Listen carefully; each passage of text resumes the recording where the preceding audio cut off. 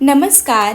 आज आपण आपल्या लाडक्या गणपती बाप्पासाठी घरच्या घरी केशर पेढा तयार करणार आहोत. हा पेढा पाहणा दिसायला किती सुरेख दिसत आहे. चवीला अगदी तोंडात टाकताच विरघळेल.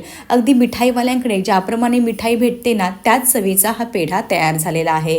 विशेष म्हणजे फक्त 10 मिनिटांमध्ये खवा न वापरता अगदी खव्याच्या चवीचा हा पेढा मी तयार करून दाखवलेला आहे. फक्त 1 ते 1.5 चमचे तुपामध्ये. अजिबात तूप, कंडेन्स मिल्क काही वापरलेलं नाही, तरीसुद्धा अगदी मस्त असा हा पेढा तयार झालेला आहे.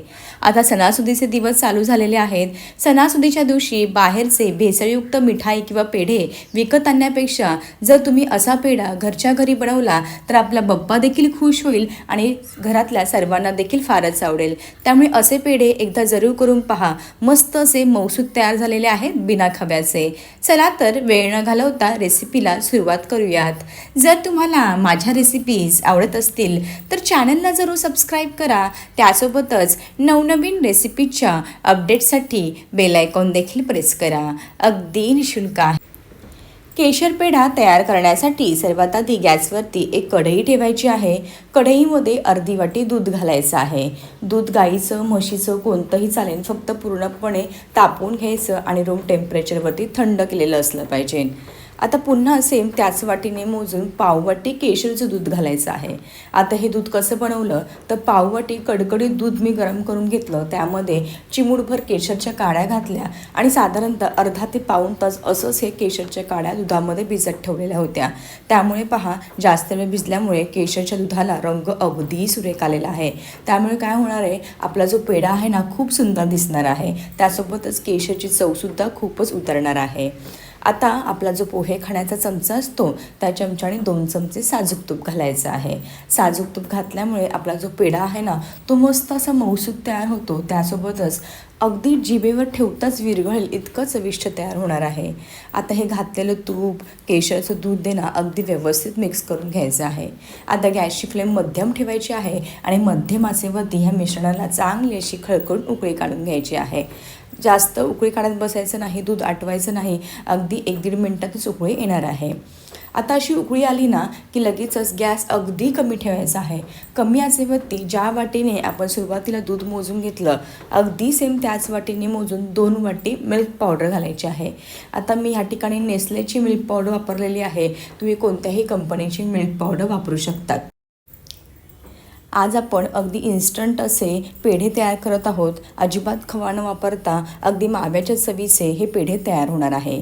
आता अशी 2 वाटी मिल्क पावडर घातली की गॅसची फ्लेम अगदी कमी ठेवायची आहे आणि कमी आचेवरती घातलेले मिल्क पावडर या दुधाच्या मिश्रणामध्ये अगदी व्यवस्थित मिक्स करून घ्यायची आहे.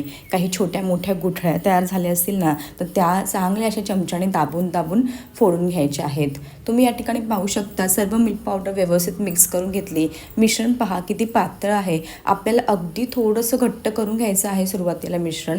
त्यामुळे गॅसची फ्लेम मंद ते मध्यम ठेवायची आहे आणि मिश्रण हलवत हलवत थोडंसं घट्ट करून घेऊयात. जास्तीचं घट्ट करायची आत्ताच गरज नाही.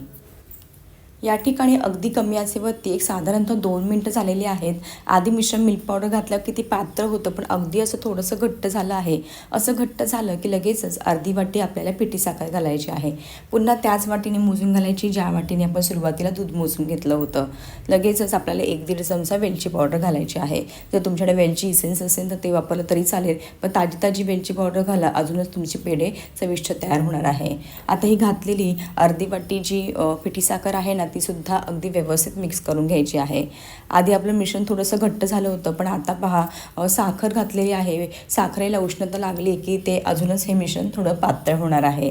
पण काळजी करायची काहीच गरज नाही. कमी आचेवरती सतत हलवत आपल्याला हे मिश्रण मस्त असं घट्ट होईपर्यंत शिजवून घ्यायचं आहे.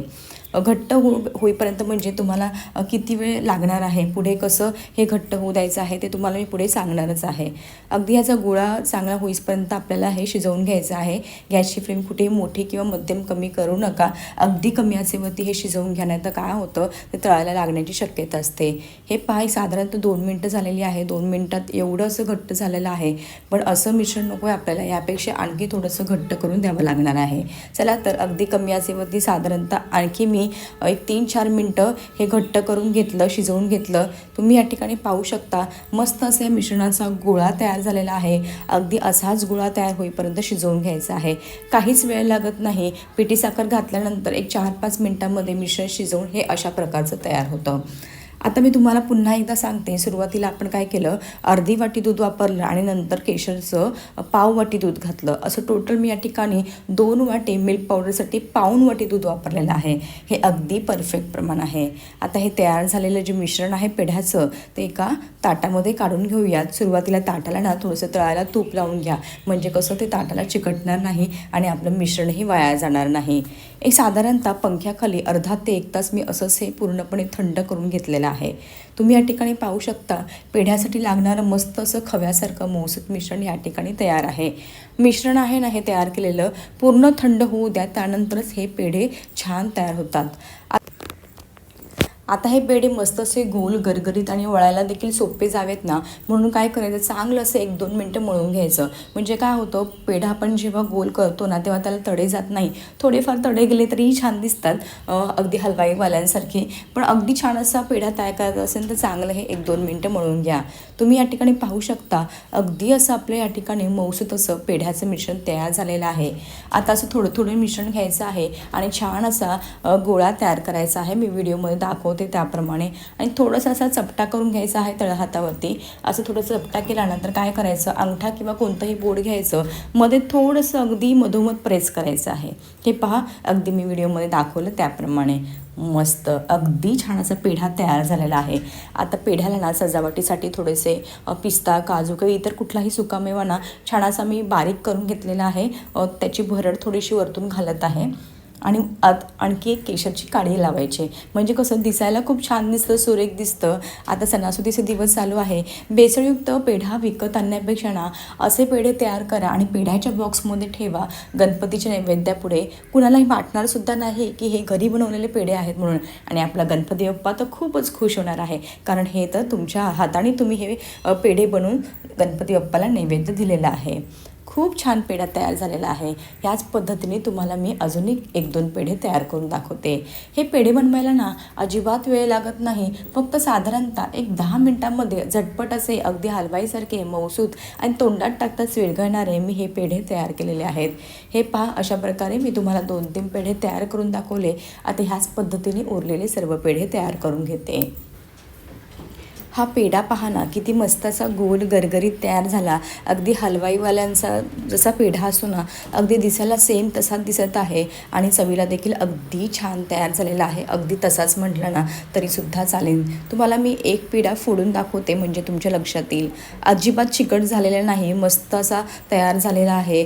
कशी वाटली तुम्हाला माझी आजची रेसिपी? आवडली असेल तर आपल्या लाडक्या गणपतीला यावर्षी भेसळयुक्त विकतचा पेढा न आणता तुम्ही तुमच्या हाताने घरी बनवलेले असे पेढे तयार करून नैवेद्य म्हणून द्या. खूप छान वाटतं स्वतःला देखील आणि गणपतीला देखील नक्कीच आवडेल. रेसिपी आवडली असेल तर जरूर करून पहा. असेच भेटूया एका नवीन आणि सोप्या रेसिपीसोबत. चला तर तोपर्यंत मस्त खा आणि हेल्दी राहा.